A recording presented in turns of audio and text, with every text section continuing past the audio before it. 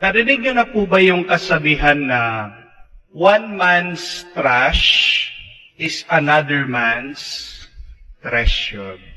Meron din po tayong gano'n na kasabihan sa Tagalog. May pera sa basura. Ano po yung ibig sabihin nun? Na hindi lahat ng problema ay problema para sa lahat. Pakaisipin niyo po yung sinabi ko.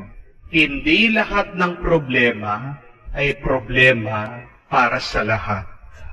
Maaring sa iyo, problema mo ang sakit.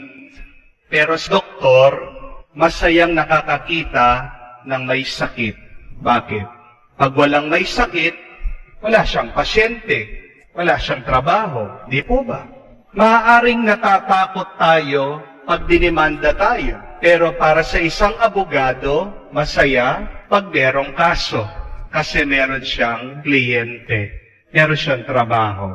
Marami sa atin naiinis pag traffic. Hindi po ba?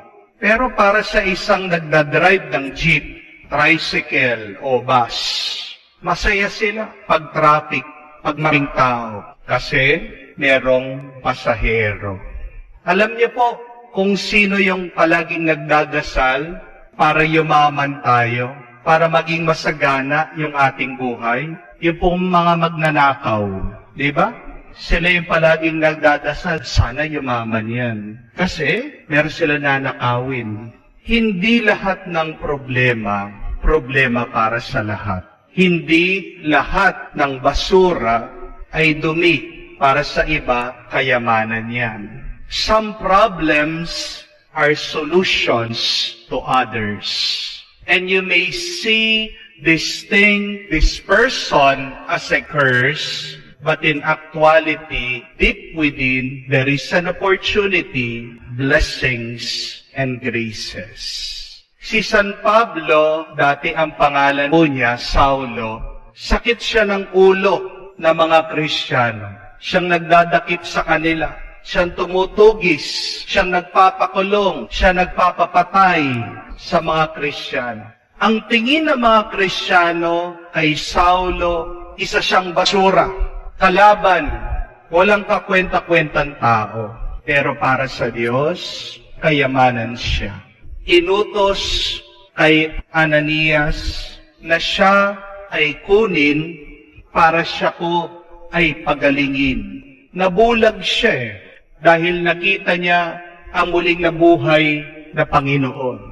Pero nagtataka sila, tinatanong sa Diyos, Panginoon, kilala mo ba kung sino ito? Problema natin siya. Siyang dahilan ng paghihirap, pagdurusa ng napakaraming naniniwala sa iyo. Bakit kailangan natin siyang pagalingin? Pero ang Diyos, higit ang nakikita. Maaaring sa mata ng tao, siya'y basura, siya'y problema, siya'y walang kwenta, pero alam ng Diyos, merong oportunidad para lumitaw, makita, maramdaman ang kabutihan nitong taong tinuturing na basura at walang kwenta. Ito'y isang paalaala po sa ating lahat. Huwag tayong mabilis na maghusga. Ano ba yung mga nakikita mong problema ngayon sa iyong buhay? Saan ka nahihirapan? Convert these problems into an opportunity. Ganyan din yung naging tingin ng mga Hudyo, hindi po ba, sa Panginoong Jesucristo. Si Jesus mismo ang nagsabi, the stone that was rejected by the builder has become the cornerstone. Yung isinasantabi mo, yung binabaliwala mo, yung kinakatakot mo, yung gusto mong itapon, ayan pala yung pinakamahalagang parte ng iyong buhay. Look at your life. Tignan niyo po ang inyong buhay. Ano ba yung iyong problema? Ano ba yung iyong iniiwasan? Ano ba yung iyong kinaiinisan? Baka naman isang mahalagang parte ng iyong buhay yan. Bago mo itapon, baka tignan mo, baka makakatulong sa iyo.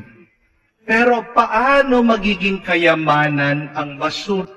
How can a problem becomes an opportunity and a solution? How can a curse becomes a blessing to us? Kailangan po natin ng pananampalataya. Kailangan po natin ng tiyaga. Kailangan din natin ng grasya ng Diyos. With faith, we can see more. Kung wala kang pananampalataya, ang paghuhusga mo hanggang doon sa nakikita lang ng iyong mata. Higit ang makikita mo kung meron kang pananampalataya. Kung meron kang pananampalataya, hindi mo lang makikita ang pagkakamali ng tao. Makikita mo, meron ding kabanalan yan. Meron ding kabaitan yan. Meron ding kabutihan yan. Para makita mo yon, kailangan malalim ang iyong pananampalataya. Pero kailangan mo din ng tiyaga, patience.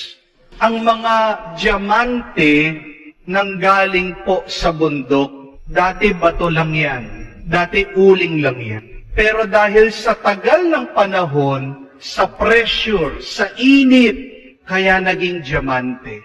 Ang mga perlas, dati lang mga dumiyan, speck, dust, pumasok po doon sa mga talaba, sa clams. But it needs a very long time to be transformed into a pearl. Gusto mong magbago ang isang taong masama. Gusto mong mapabuti ang taong nagkamali. Higit sa pananampalataya, kailangan mong magtiyaga, maghintay, at kailangan mong pabayaan ang grasya ng Diyos. Siyang tumulong, siyang mag-inspire, siyang makapagbago dito sa tao.